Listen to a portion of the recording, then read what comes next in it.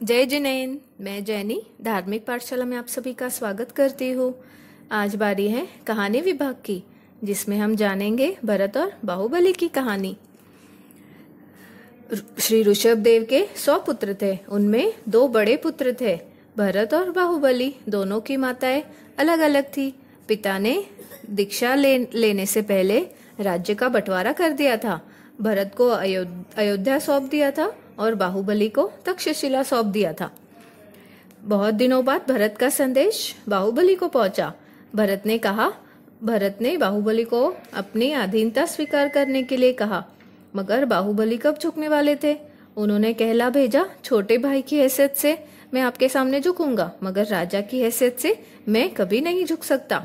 भरत का निर्णय मिला। चक्रवर्ती बनने के लिए भरत को 6 खंड की सभी राजाओं को अपने अधीन करना आवश्यक था। बाहुबली जी द्वारा भरत की अधीनता स्वीकार न करने के कारण चक्ररत्न नगर में प्रवेश नहीं कर रहा था। इसीलिए नहीं चाहते हुए भी भरत महाराज को बाहुबली से युद्ध करना पड़ा। देवों का आगमन हुआ। भगवान ऋषभ देव के पुत्रों को लड़ने के लिए लड़ते देखकर देवलोक से देव आए। दोनों भाइयों को समझाया। जब वे नहीं माने तब देवों ने कहा कि व्यर्थ में इतना सैनिकों को मार रहे हो। इससे अच्छा तो यह रहे कि आप दोनों आपस में ही युद्ध करके निर्णय कर लेते। यह प्रस्ताव दोनों भाइयों ने स्वीकार कर लिया। दोनों ने निश्चय किया, हम दोनों में से जो आंख टमकाए वही हारा। दोनों में होड़ मच गई। भरत की आंखों में से पानी बहने लगा और आखिरी में उनकी आंख टमटमा गई। भरत लज्जित हो गया। चक्रवर्ती राजा होने के बदले हार हो गई। भरत को इससे बड़ी निराशा हुई। बाहुबली ने कहा, अब हम आपस में मुट्ठियों का प्रहार करें। भरत बाहुबली के प्रस्ताव को स्वीकार कर तैयार हो गए। भरत ने मुट्ठी उठाई और कसकर बाहुबली को मारी। बाहुबली जमीन पर गिर पड़े। उठकर उन्होंने मुट्ठी उठाई, मगर उनका हाथ जो को त्यों उठ रहा था। उन्हें अचानक विचार आया, अरे मैं अपने बड़े भाई पर हाथ उठा रहा हूँ। और फिर उन्होंने उसी उठे हुए हाथ से अपने मस्तक के बाल उखाड़ लिए। उन्होंने साधु होने का पक्का विचार कर लिया। इससे भरत खेदित हुए। उन्होंने बाहुबली को कहा, भैया मुझे नहीं चाहिए यह राजपाट और नहीं चाहिए यह चक्र। मगर बाहुबली अब मानने वाले नहीं थे। उन्हें त्याग में ही सच्चे आनंद का अनुभव हुआ। बाहुबली का अभिमान देखो। भगवान ऋषभ देव उस समय तीर्थंकर रूप में विचर रहे थे। बाहुबली के दूसरे छोटे भाई पहले ही दीक्षित हो गए थे। वे सब भगवान ऋषभ देव के शिष्य बन गए थे। बाहुबली मुनि त्यागी थे, फिर भी उनके हृदय में अभिमान का अंकुर रह गया था। घोर वन में अकेले रहकर तप कर रहे थे।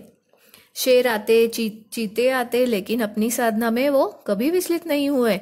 इतना तप करने पर भी अभिमान नहीं गया था उनका। भगवान ऋषभ देव के पास जाने में उन्हें संकोच हो रहा था, क्योंकि वे सोचते थे वहां जाऊंगा तो छोटे भाइयों को वंदन करनी पड़ेगी, वंदन नमस्कार करना पड़ेगा। अभिमान देखा। अभिमान मनुष्य का भयानक शत्रु होता है। मनुष्य सब कुछ त्याग कर सकता है, पर अभिमान त्यागना बड़ा कठिन होता है। फिर बहनों द्वारा प्रतिबोध हुआ। बाहुबली की 2 बहनें थी, ब्राह्मी और सुंदरी। उन्होंने भी दीक्षा ली थी। भगवान ऋषभ देव के संकेत पर दोनों बहनें विचरने लगी कि भाई का तप कितना कठिन है, लेकिन अभिमान के कारण उनकी तपस्या सफल नहीं हो रही है। किसी उपाय से इनका अभिमान हटाना चाहिए। यह सोचकर वे उनके पास आई। उन्होंने कहा, एक दोहा कही, वीरा मारा गज थके उतरो, गज चढ़ो केवल नहीं हो सीजे। भाई के कान में यह शब्द पढ़ते ही उन्हें समझ आती है कि साध्वी बहनें मुझे मान रूपी हाथी पर से नीचे उतारने के लिए कह रही है। वह उसी समय चेत गए। सोचने लगे, भाई वय में भले ही छोटे हो, पर दीक्षा में तो बड़े ही हैं। तुरंत बाहुबली मुनि तीर्थंकर भगवान के पास जाने का विचार करते हैं और उन्हें वही केवल ज्ञान प्राप्त हो जाता है। भरत को केवल ज्ञान अपने पूज्य पिता श्री ऋषभदेव भगवान के मोक्ष गमन पश्चात भरत पुद्गलोक की अनित्यता, असारता के बारे में निरंतर सोचते रहते थे। चक्रवर्ती राजा के रूप में रहते हुए भी वे कलमत निर्लिप्त रहे। एक समय स्नान आदि से निवृत्त होकर वे अपने आदर्श भवन में संसार के अनित्यता का चिंतन करने लगे। विचारों की प्रशस्ता के समय की परिवर्तकता के कारण भावों की श्रेणी चढ़ी और उन्हें उसी समय केवल ज्ञान, केवल दर्शन की प्राप्ति हो गई। इस कहानी से हमें यह शिक्षा मिलती है कि अहम के त्याग के बिना कठोर साधना भी सफल नहीं होती। उम्र, बल, तप आदि में भले कोई छोटा भी हो, पर चरित्र गुणों में हमसे आगे है तो उसका समुचित आदर होना चाहिए। संसार में कई साधन उपलब्ध है, होते हुए भी भरत की तरह हमें निर्लिप्त रहना चाहिए और संसार को त्यागना चाहिए। तो देखा आपने भरत और बाहुबली कैसे दीक्षित होकर मोक्ष प्राप्त किया। इसी आशा के साथ आज के लिए इतना ही। अगली पाठशाला में फिर मिलेंगे। तब तक चिंतन, मनन और धर्म ध्यान करें और धार्मिक पाठशाला से जुड़े रहे।